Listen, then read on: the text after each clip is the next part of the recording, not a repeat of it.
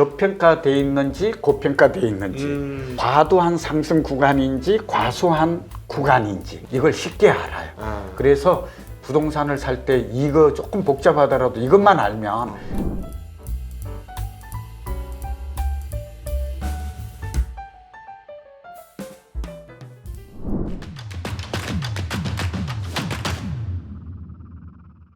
안녕하십니까. 증시각도TV 시청자 여러분, 투자자 여러분 반갑습니다. 오늘 아주 귀한 분을 모셨습니다. 제가 이분을 모시게 된 거는 사실은 이제 부동산 영역을 제가 뭐 잘 모르기도 하고, 그런데 이제 부동산 영역이 현실보다는 이제 생각에 대한 이야기들이 좀 많은 곳이라서 현실에 대해서 좀 경험도 많으시고 실력도 좋으시고 그런 분이 어떤 분이 계실까 한번 찾아보다가 딱 한 분 찾게 된 분이 바로 우리 오늘 오신 고정원 원장님, 한국자산관리연구원의 고정원 원장님인데요. 우리 원장님 소개를 잠깐 해드리면 국민연금 투자심의위원도 하고 계시고 LH의 자문위원도 하고 계시고, 그리고 한양대학교 부동산 융합대학원에서 특임교수, 그리고 금융위에서도 활동을 하고 계셔서 전문가들을 위한 전문가, 이렇게 타이틀을 매기는 게 맞는 것 같습니다. 그래서 사실 모시기가 힘든 분이었는데 흔쾌하게 한번 나오셔가지고 제가 굉장히 감사한 마음으로 이렇게 모시게 되었습니다. 어서 오십시오. 네, 반갑습니다. 우리 곽상준 부장님은 이제 유명하시고 저도 또 즐겨보는 이 정치각도기에 같이 함께 돼서 저도 영광이고요. 저 말씀하신 대로 타 유튜브에 거의 출연을 안 합니다. 네, 맞아요. 네, 여기 온 거는 네. 이제 우리 신한투자금, 저가 네. 또 신한투자금융의 고객이기도 하고, 네, 제가 본래 네. 삼성물산에 있었거든요. 예. 저희 첫 직장이 이제 부산대 법대 졸업하고 그 신한과의 인연이 이제 굉장히 30-40년이 되었다 이 말 하려고, 두 번째는 이제 한국통신의 인사부장을 했습니다. 그러니까 저는 덧붙이면 부동산만 주구장창한 사람은 아니고 네. 이제 나이가 있다 보니까 저를 1세대로 생각을 하는데, 네. 부동산에 활동한 지는 한국통신의 인사부장 KT죠. 네네네. 하고 나와서 네. 건국대 부동산학과 가게 된 게 부동산과의 인연이고, 저한테는 저는 신의 한 수였다. 안 그러면 벌써 지금 은퇴하고 했어야 되는데 네. 부동산 공부를 하기를 잘했고, 또 오늘 제가 주 고객이 주거래은행이고 네. 한 번도 바뀐 적이 없는 우리 신한금융기획당 우리 부장님 배로 이 일석삼조 효과를 생각하고 왔습니다. 인사통으로 시작을 해서 인사통으로 일반 1차 인생 1막을 잘 마감하셨던 분께서 인사에서 중요한 거는 보니까 사람의 심리가 굉장히 중요하다. 내면에. 네. 그 내면을, 어떤 내면을 갖고 있는 게 중요하다는 공부를 하고 파악을 해보니 인생 2막으로 부동산을 시작했는데, 부동산도 보니 껍데기를 사람들이 주로 보는데 껍데기가 중요한 게 아니라 내면 가치가 중요하다. 그래, 그걸 바라본 게 제가 네. 부동산이 오늘 책을 못 가져왔어요. 살집 팔집 책도 있고 부동산 그렇죠. 투자하는 과학이다 있고 저서가 한 서너 권 있거든요. 네네. 그 저서의 특징이 이거 오늘 우리 유튜브 보시는 분들은 행운이라고 볼 수 있어요. 그걸 제가 봤더니, 그리고 이제 가치 투자란 말 우리 부장님께서도 많이 쓰시고 좀 열풍처럼 불잖아요. 그 가치 투자가 내재 가치가 본질 가치고 그 본질 가치가 가격을 결정하고 주식이든 주택 가격이든 오늘 그런 논리예요. 그걸 제가 인사라는 걸 통해서 알게 됐어요.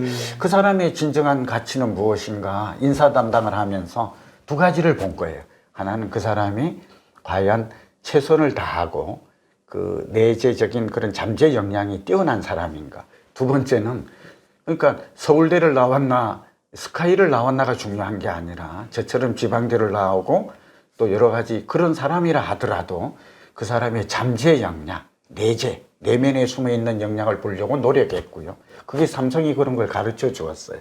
두 번째는 성장성이었어요. 그러니까 너는 서울대 스카이 대학 나오면 되게다. 그때만 해도 편견이 심했거든요. 근데 이제 제가 면접할 때 하고 뒤에 가서 인사 계속해서 이렇게 팔로우업을 하다 보니까 지방대 출신도 좋은 대학을 나오지 않은 중위권을 나와도 성장하는 사람이 있더라고. 그래서 제가 오늘 내재 가치, 본질 가치, 가치가 가격을 결정하고 지금의 그 사람을 보지 말고 그 사람이 지금 어떤 행동을 하고 있고 꿈을 꾸고 있고 계속 지속 성장하고 있는가, 성장 지역 얘기를 오늘 좀 할 거예요.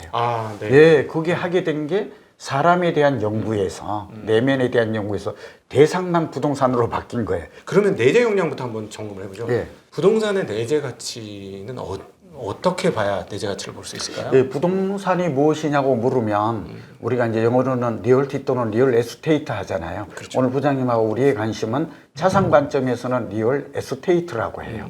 이 리얼이란 뜻이 실제로의 진짜, 그 진짜 자산이에요. 그래서 저는 부동산이야말로 비트코인 아니라 실제는 진짜 자산. 근데 두 번째는 그러면 부동산의 개념 정의가 필요한데 이걸 모르는 좀 얼치기들이 많아요. 사실은. 예, 제가 얼치기라고 표현해서 그런데 말 돌리지 않을게요. 네네네. 유튜브도 보면 이 기본도 몰라요. 이 부동산은 딱 간단해요. 토지와 건물로 구성되어 있으며 네. 구성입니다. 구성 요소가. 네. 그래서 지금 토지는 입지 가치와 연결이 돼 있어요. 입지가 그 일본 사람들이 쓴 거거든요. 지금 한자를 이용해서 땅 위에 서 있다. 딱 입지. 로케이션이란 복잡한 그게 뭔 말이지 하는데 한자로 네네. 너무 명확하게 설명하고 있어요. 그러니까 입지의 가치란 토지 가치입니다. 네. 그리고 건물은 근데 이게 특성이 달라요. 그러니까 부동산은 토지와 건물로 구성되어 있으며 그렇죠. 그 다음이 중요합니다. 입지성, 위치성, 사이트예요. 그 다음에 지역성, 에어리어라고 그래요. 지역성을 지닌 독특한 재화. 독특한 재화예요. 그러니까 주식하고 주택은 달라요. 이 개념이 굉장히 중요해요. 여기에 답이 부동산 투자는 본질의 개념이 뭐고 어떻게 투자해야 되는가 좀 전에 말 속에 다 포함되어 있어요. 네네. 다시 잠깐 하면 우선 부동산은 토지가 중요해요. 토지가. 그리고 그 토지의 가치는 입지가 결정을 해요. 네네. 근데 입지를 또 물으면 로케이션이라고 그러는데 또 입지의 개념을 설명하는 사람을 실제로 찾기가 어려웠을 거예요. 예. 입지란 세 가지 개념이 있어요. 네. 입지란 환경이에요. 아. 내가 우리 D타워 있잖아요 지금 네. 오늘 예. 여기 이 건물을 위주로 설명드릴게요. 여기 이 건물이 서 있잖아요. 건물이 서 이게 입지죠? 입지. 이 땅. 그럼 입지란 무엇인가 그러면 이 건물의 땅의 주변의 환경이에요. 네. 그러니까 입지가 좋은지 나쁜지는 어렵지 않아요 지금 네. 요것만 그렇게 첫 번째는 환경이고 환경을 보면 돼요 주변을. 그런데 여기에 딱 붙어 있잖아요. 그러니까 교통 입지가 좋네. 네네. 두 번째는 주거 입지와 관련해서는 이제 교육을 봐야 되겠죠. 교통 교육 한꺼번에 할게요. 그리고 여기 편의시설 요즘은 그냥 쇼핑이라고 말해버려요. 예, 물건을 사고 파는 거. 예, 네 번째가 뭐냐 그러면 녹지예요. 예, 그린 인프라고 그래서 공원과 그러니까 주거인 경우에 근데 이거는 지금 좀 달라요. 상업 입지예요. 네네네. 주거 입지와 상업 입지가 다른데 주거 입지부터 먼저 설명을 해요. 우리 오늘 시청자분들을 위해서. 네네네. 그다음에 병원이에요. 여기 지금 삼성병원이 있잖아요. 그렇죠. 그러니까 주거 입지로서 이곳은 우리 D타워 입지로서도 좋지만 1차 여기에 주거 입지로도 굉장히 좋은 곳이다라는 걸 알 수 있어요. 이 5가지. 옆에 산도 있고 그다음에 뭐 주변에 편의시설, 문화시설은 꽤 많은 편이니까. 예, 교육 문화가 같아요. 네. 예, 그래서 돼 있고 그다음에 두 번째는 상업 입지는 좀 달라요. 네. 상업 입지는 예, 오피스가 밀집돼야 돼요. 밀집. 그러니까 건물만 딸랑 서 있으면 안 돼요. 예, 그리고 이제 상업 입지라는 건 정보가 교류되고 있는 거거든요. 그래 정보가 소통이 되고요. 그다음에 여기에 많은 것들이 상업 이 빌딩에 필요한 것들을 다 갖춘 곳이어야 돼요. 좀 설명이 길어지니까 좀 줄이고요. 그다음에 또 하나는 입지가 우리 부동산 가격에 차지하는 비중은 50% 이상이에요. 이 부동산 교과서에는 미국 교과서에는 과반 이상이다 이렇게 말해요. 그러니까 입지가 중요하다라고만 알고 있는 것과 입지의 가치가 부동산의 가격의 절반 이상을 차지한다고 하는 거는 좀 다르죠, 그렇죠? 그렇죠. 예, 우리 금융은 수치잖아요, 경제학은 그렇게 이해해야 돼요. 그다음에 입지란 건 이렇게 세분해서 지표가 있다. 그러니까 보는 사람마다 요즘 미분양이 많죠. 이게 이제 앞으로 나올 수도 있는데 미분양이 된 이유가 뭘까요? 건설사가 첫 번째는 3가지 이유가 있는데 입지 선정에 실패한 겁니다. 예, 그러니까 제가 말하는 이 5가지 입지를 이거 아파트를 예를 들게요. 주거용을 예를 들면 이걸 알았다면 이걸 철저하게 사전에 주거 입지로서 적합한가. 그 입지 적합성이라고 그러거든요. 그 분석을 제대로 했으면 실패할 리가 없어요. 좀 이해되시죠? 예, 두 번째는 이제 그래도 금리라든지 공사비라든지 또 수급 예측이라든지 그러니까 실물 경기가 어떻게 될 것인가 또 금리가 어떻게 되고 대출을 받아야 되는데 금리나 이런 것들이 영향을 미치죠. 그래서 저는 땅값이 오르면 집값이 오른다. 요거 하나 오늘 1번으로 입지가 그러면 이것도 몰라. 당신 말하는 5가지를 내가 어떻게 알아. 이렇게 우리 30, 40대가 많이 보시잖아요. 이 방송을. 근데 그렇게 말할 수 있어요. 근데 제가 하나 알려드릴게요. 모든 지번에는 공시지가가 공개가 되어요. 그렇죠. 예.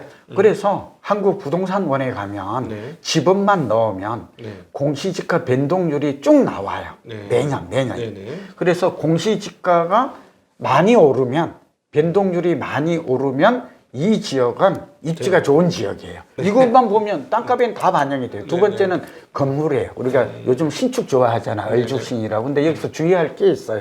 사실은 지금은 공사비가 요즘 아파트 공사비가 800에서 1000이거든요. 네네. 예, 이제 강남은 좀 더 비싸고 이 디타워 같은 건물은 뭐 삼성이 서초동 건물 이런 것들은 1500 정도로 봐요. 뭐 어쨌든 그러나 예, 요즘 원밸리, 반포의 원밸리가 부장님 34평이 최근에 9층이 60억 거래된 거 아시죠? 네, 그렇죠. 그런데 사실은 34평이어도 60억 중에 34평 곱하기 1000만 원 합시다. 네. 그게 얼마예요? 3억 4천. 그렇죠. 그거밖에 안 예, 되죠. 예. 3억 4천밖에 안 돼. 지금 그래서 지금 이 토지 가치를 얘기해요. 그러니까 나머지는 뭡니까? 그러면 나머지는 프리미엄입니다. 이렇게 보면 안 돼요. 땅값이다. 프리미엄은 거품이 과도하게 오른 거는 거품일 수 있어요. 이제 거품 이론은 그런데 그거는 그렇게 볼 게 아니라 그 가격이 현재 유지되고 일정 기간 유지되고 있다는 거예요. 주식하고 똑같아요. 그거는 내재 가치가. 네네. 그 내재 가치가 뭐냐? 토지와 건물 가치. 네네. 근데 건물은 알 수 있어요. 왜냐하면 건물 가격이라는 게 그럼 나머지는 땅값이에요. 자, 이걸 알면 저평가돼 있는지 고평가돼 있는지 이게 좀 과도한 상승 구간인지 과소한 구간인지 네. 구간 우리 이게 중요하잖아요. 알고리즘에서 이걸 쉽게 알아요. 그래서 부동산을 살 때 이거 조금 복잡하더라도 이것만 알면 그래서 이제 건물은 감가상각되면 되거든요.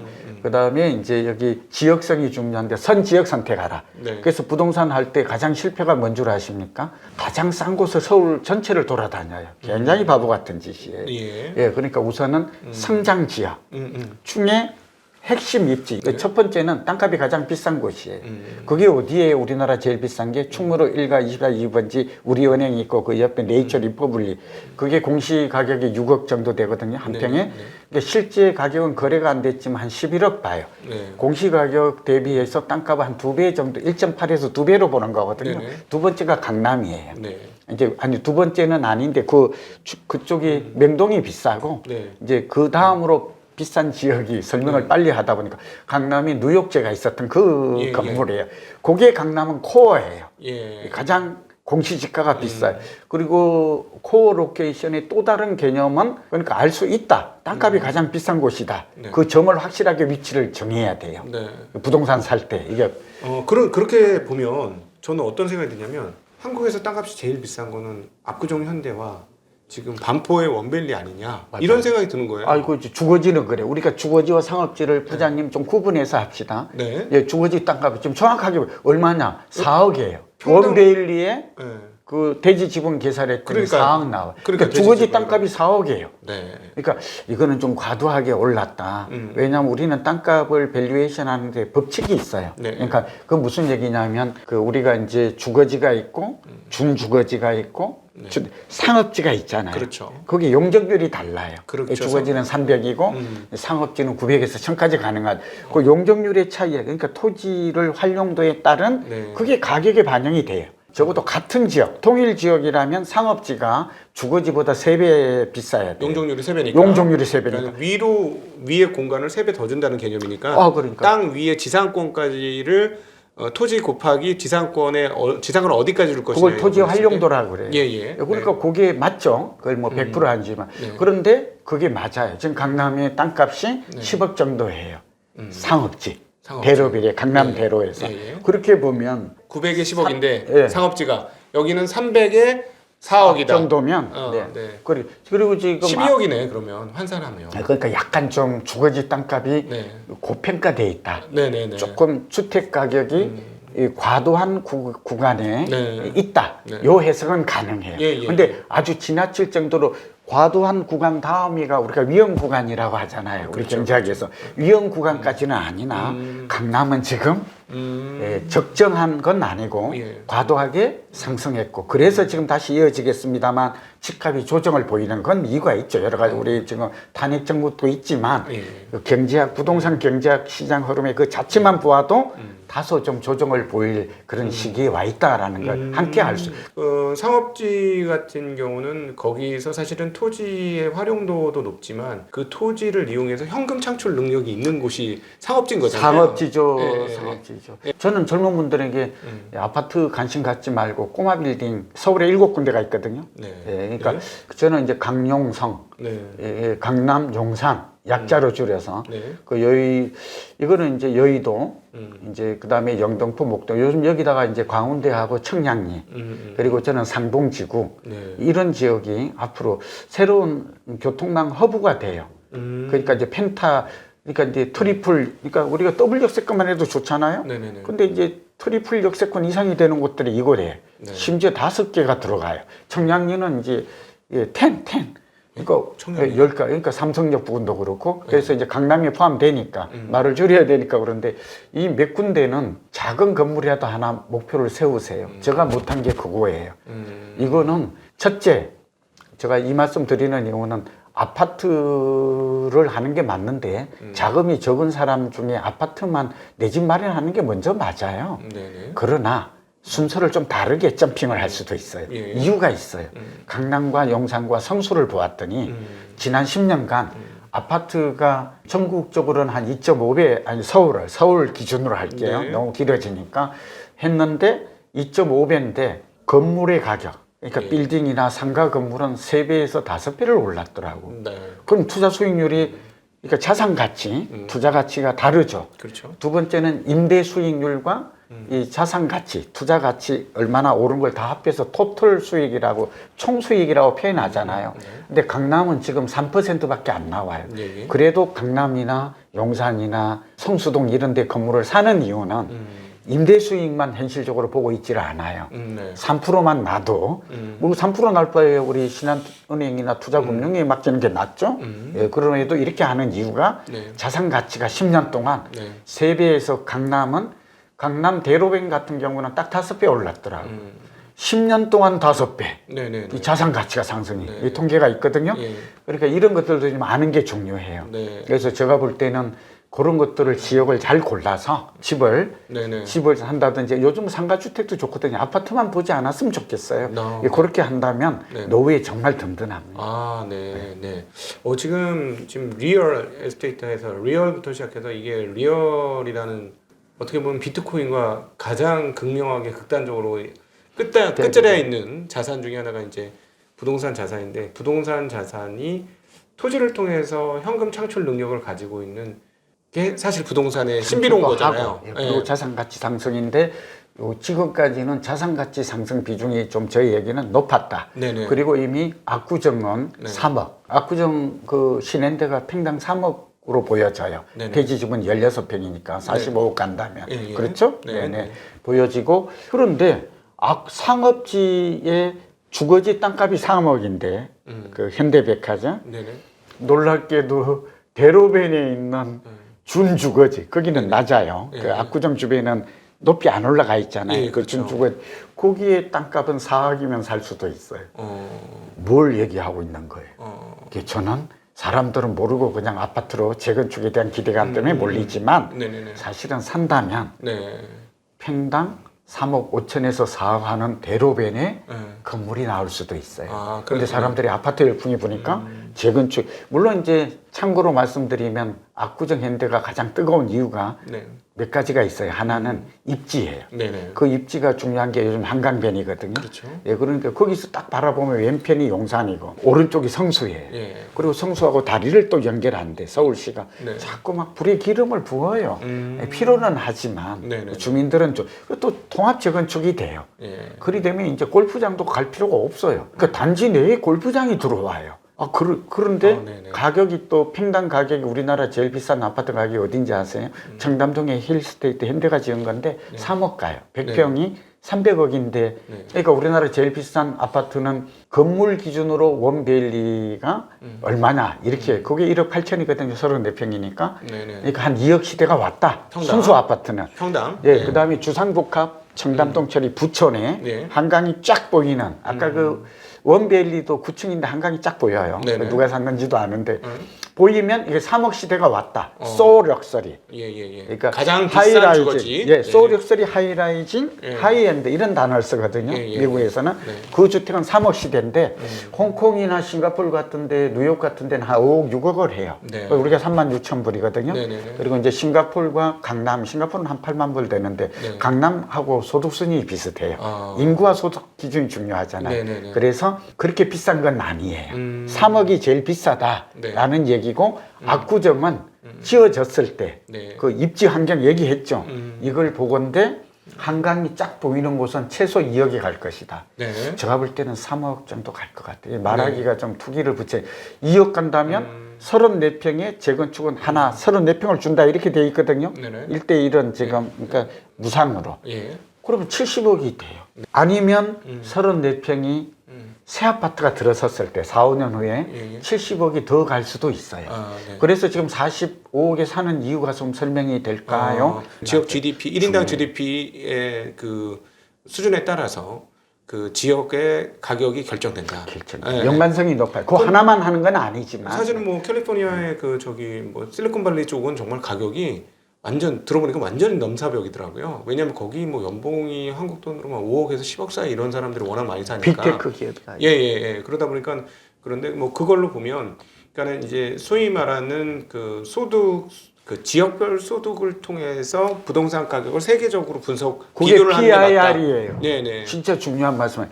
그 소득 대비 프라이스 네. 인컴 레이쇼라고 그래서 네. 요게 굉장히 중요한 객관적 지표예요. 네. 그 넘베오라든지 네. 나이트 프랭크 같은 데는 네. 이렇게 그 참고로 잠깐 부장님 날카롭게 지적해서 하나 말씀드리면 네. 우리나라 서울의 집값은 높을까요, 낮을까요?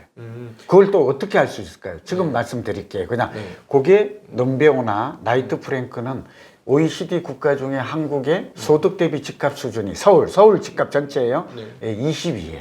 예. 그러니까 우리가 그러니까 막 서울의 집값은 비싸도 너무 비싸요 이렇게 말하는 것도 맞다니까요.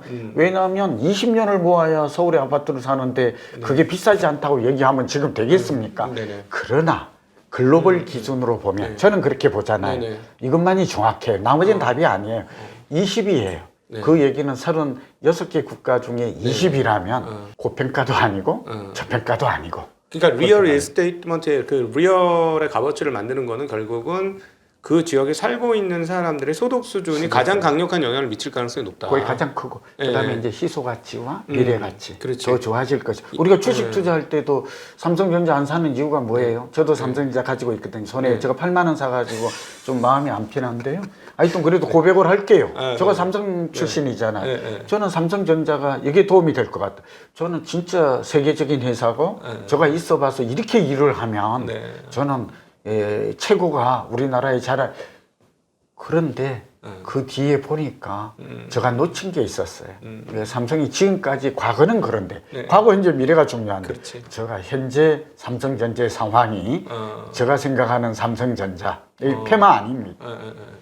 신기술이나 네. 우리가 특허 기술이나 뭐 이런 것들이 HBM이 대표적이죠. 네네. 이런 것들이 뒤처졌다는 걸 몰랐어요. 솔직하게. 네네. 왜냐하면 삼성은 늘 앞서갔고 그렇죠. 우리의 자랑이고 내가 있어 삼성의 직원들은 늘 네. 1등주의를 부르짖더라. 근데 그게 아니라는 걸 알게 됐어요. 그게 무슨 얘기냐? 부동산도 주식도 마찬가지. 그 회사를 보면 알아요. 네. 그래서 그 정보를 제가 놓친 거예요. 그냥 편견이었던 거예요. 그래서 지금 다시 고민하고 있습니다. 저 여기서 갑자기 진짜 궁금한 질문이 생기는데 그러면 부동산 투자는 이거네요. 향후에 좋은 월급을 많이 주는 직장의 사람들이 모여서 살만한 곳이 어딘가를 찾는 게 핵심이네요. 보니까. 바로 그거죠. 인재가 모이는 거. 네네. 거기는 오지 말라 그래도 가요. 그리고 내부에 가보면 분위기를 알아요. 이렇게 출고되고 공장 제조하는 분위기, 그건 금방 인사해서 알죠? 네네. 왜냐면 왜 이렇게 막 요새 막 출고량이 많아. 네네네. 그리고 회계부서는 뭐 이게 회계해야 될 게 너무 세금 계산서가 너무 많아졌어. 예예예. 이 얘기는 굳이 안 따져도 지금 왜예요? 자재 수급 부서는 왜 이렇게 자꾸 자재 조달 주문이 자꾸 들어와? 너무 힘들어. 이 얘기는 잘 돌아가고 있다는 거. 한국에서 앞으로 향후 소위 말하는 엘리트들이 어디 모여? 지금까지는 이제 강남 중심으로 엘리트들이 아직도 뭐 현재 진행 중인 것 같고요. 그럼요. 10년은 갑니다. 안 바뀔까요? 예, 10년, 20년. 왜냐하면 네. 이거는 도시의 융합 이론이에요. 저는 이제 네. 부동산 박사가 아니고 제가 이제 도시공학 박사거든요. 예. 제가 이제 석사는 건국대에서 했고 음. 저도 나름 치밀하게 좀 체계를 세워서 했어요. 부동산 박사를 안 한 이유가 있어요. 지금 바로 이 부분이에요. 예. 지역에 연구하는 거는 부동산도 연구를 하지만 주된 분야가 아니에요. 도시공학은 딱 간단해요. 도시의 경쟁력, 삶의 질, 지속 성장 이걸 5가지 지표를 통해서 그 지역이 성장하고 있는지 네. 아까 사람하고 똑같죠. 네. 그래서 제가 간 거예요. 그래서 드리고 싶은 말씀은 서울은 답은 이거예요. 질문의 속에 답이 있죠. 서울은 언제까지 성장할 것인가? 그게 도시공학이 연구하는 주된 연구 분야예요. 그 5년 동안 박사하면서 이것만 주구장창 했거든요. 예. 글로벌 도시를 보면 알아요. 10대 도시. 네. 우리 대한민국 서울은 10대 도시 안에 들어가요. 네. 그 본래 10대 도시는 인구 1,000만 명이고 이제 3만 불 이상이고 인구 그렇게 돼 있는데 지금 1,000만 명은 깨었지만 글로벌 메가시티라고 부르거든요. 네. 도시공학에서는. 그래서 굉장히 자부심 가져도 돼요. 그리고 두 번째는 아까 말씀하셨던 부장님 인구 증가, 소득 증가, 우리 인프라라 그래요. 인프라는 교통과 아까 교육과 교육 문화 이런 여러 인프라가 다 포함이 된다고 그랬죠. 네. 예, 그리고 이제 여기에 행정 계획이 들어가야 돼요. 그런 행정 계획이 이게 4가지가 잘 어우러질 때 이 지역이 성장해요. 네. 그러니까 서울은 그걸 따져보면 무슨 얘기냐면 서울은 글로벌 10대 도시라는 거 네. 자부심 가질 거. 두 번째는 서울은 성장 도시라는 거. 아직도. 예. 다만 인구만 성장하지 않는데 가구는 성장해요. 가구 수는. 네. 그리고 소득이 성장해요. 그리고 인프라가 계속해서 지금 도심 재개발이라든지 이런 걸 통해서 계속 달라지고 있어요. 네. 그 밀도가 달라지고 있어요. 네. 뭐 설명이 좀 길. 그다음에 여기에 행정 계획이 강력하게 지금은 받쳐주고 있어요. 네. 그렇게 하겠다는 거예요. 강북 대개조 계획을 포함해서. 그렇게 본다면 서울은 10년에서 20년. 그 근거는 서울은 뉴욕과 파리, 런던에 비해서 일본 도쿄에 비해서 10년 뒤처진 도시로 예. 도시공학자들은 학자들은 보고 있어요. 예. 이거 굉장히 중요해요. 그러니까 최소 10년 정도는 서울은 성장할 것이다. 오늘 이게 여러분과 그 얘기가 의미하는 바는 굉장히 크다고 그랬죠. 성장지표 다섯. 무슨 얘기야? 서울의 집값은 오르고 내리고 사이클이 있지만 네. 적어도 집값은 10년 후에 지금보다도 얼마나 오를지는 또 다른 변수가 있지만 네네. 집값이 올라 있을 가능성이 많아요. 근데 이렇게 듣다 보니까 이럴까 집값에 소위 말하는 이제 그 플래그십이란 또는 아니면 지표죠. 그리고 뭐 지표가 되는 부동산물은 결국은 그 도시에 사는 핵심 엘리트들이 만드는 것인가 하는 질문이 생겨요. 맞아요. 엘리트가 만들어요. 우리나라를 지켜온 거는 관료고 네. 예, 사실은 군대였잖아요. 네네, 안보는. 그렇죠. 예, 그러니까 지금도 이제 공무원들은 우리나라는 좀 나이스해요. 예, 예. 고시제도가 있고 네. 또 그런 면에서 지금 굉장히 그리고 사실은 아까 소득만 볼 게 아니라 예. 창조 직업이라는 걸 도시에서는 굉장히 저는 그런 걸 분석해요. 예. 그러니까 우리가 그 창조적인 직업, 예. 그 다음에 이제 과거에는 서비스인데, 그러니까 말하자면 금융인, 건축가, 설계사, 또 저처럼 이렇게 연구, 그 다음에 요즘 이제 인공지능, 뭐 이런 게 IT, 이런 사람들이 창조적 직업이라고 그래요. 그런 단어를 써요. 근데 강남에 그런 직업군이 가장 많이 살고 있어요. 그리고 돈이 많은 재벌은 용산에 가장 많이 살아요. 네. 그래서 말을 바꾸면 직업과 돈과 소득은 연결돼 있죠. 그렇죠. 그리고 이 사람들이 아직 활동하고 있어요. 그래서 강남의 집값은 서울이 10년 오른다면, 그러니까 상승할 수 있다면, 네. 강남은 15년에서 20년, 그리고 두 번째는 대체 불가예요. 네. 둘도 없어요. 예, 강남을 대체할, 왜냐하면 도시를 하나 만드는 데는 80년에서 100년이 걸려요. 도시의 사이클. 이것도 있어요, 사이클이. 그러네요. 그래서 강남은 지금 업사이클에 있어요, 아직. 만들어진 지가 사실은 뭐 70년에 만들어졌으니까 이제 막 50년 좀 넘었으니까요. 네. 그런데 강남은 급속도로 박정희 때 만들었지만 쇠퇴하려는데 또 리사이클이 왔어요. 그게 재건축이에요. 아하. 이게 30년 만에 재건축하는 거는 세계 역사에 없어요. 빠르다는 말씀이시죠? 그러니까 조금 쇠퇴했다가 다시 가야 되는데 다음 사이클로 진압이 되기 전에 그러니까 아파트가 너무 낡아버리니까. 이거는 이게 지금 세계의 유례가 없고 일기 신도시가 그래서 지금 우리가 처음 경험하는 거예요. 예. 분당, 일산 이런 것들이 예. 좀 이해가 되셨죠. 그래서 네. 결론이 뭔가 이 논리는 근거는 설명하지만 네. 강남은 한 20년 이대로 갑니다. 그래서 강남에 가신 분들에게는 그냥 나는 귀찮아요. 내 하나 집이 하나예요. 그냥 다른 거 뭐 복잡하게 살고 싶지 않아요. 재테크도 이런 분도 꽤 있어요. 그분들은 그냥 가지고 계시면 돼요. 그게 어디냐? 강남 상구. 그 다음에 두 번째는 강남 상구 인근지역. 이건 네이버후드 입구. 그게 어디예요? 강동, 광진, 네. 동작.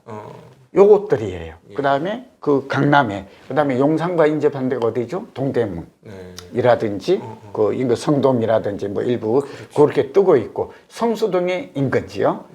그러니까 핵심 지역에서 내가 비싸, 못 사 이러면 바로 옆으로 가요. 그리고 거기다 하나 더 보태면 이제 부자들이 돈이 좀 중산층 이상이 몰려 한강변이 있으면 좋아요. 그리고 한강변과 관련해서 시간이 좀 없을 것 같아요. 근데 유암이 떠요. 사실은 한강변의 가치는 공원과 뷰의 가치만 있는 건 아니에요. 교통수단이 지금은 지하철 위주로 하잖아요. 승용차는 내가 앞으로 어떻게 바뀌냐면 유암으로 바뀌어요. 유암은 이게 들어오게 되면 UAM? 예, UAM. UAM은 어디로 가는가? 그 통로가 한강이에요. 도심을. 그리고 정거장이 들어서요. 그 정거장이 들어설 게 지금은 여의도하고 잠실하고 뭐 수서 정도를 보고 있어요. 그러니까 어디가 뜰 것인지 또 우리가 쭉 한강변을 따라가다 보면 덕소까지 카페까지 갈 수 있죠. 양평. 그러니까 오늘 이것도 도움이 돼요. 일단 시간이 없을 것 같아서. 그래서 한강변은 앞으로 유암의 길이 되고 UAM의 그런 것들이 되었을 때 지금보다의 가치가 완전히 달라질. 한강변의 가치만 잠깐 말씀드리면 지금 현재 보니까 엊그저께 보니까 아까 원밸리 한강이 쫙 보이는 곳이 60억이라고 그랬죠. 안 보이는 곳이 45억이에요. 아, 큰 차이네요. 그럼 한강값이 얼마예요? 15억이네요. 15억이에요. 그게 아크로비스타에서 10억이었다가 원밸리가 들어섬으로써 한강의 가치가 5억이 더 뛰었어요. 이런 것도 흥미로운 변화예요. 그게 뭐 투기꾼이 돈 자랑하려고 그런 건 아닐까요? 이런 질문 던질 수 있어요. 그러나 그게 매물이 나오지 않고 매물이 나왔을 때 누군가가 산다면, 그러니까 정상 거래가 이루어진다면 이건 이상한 게 아닙니다.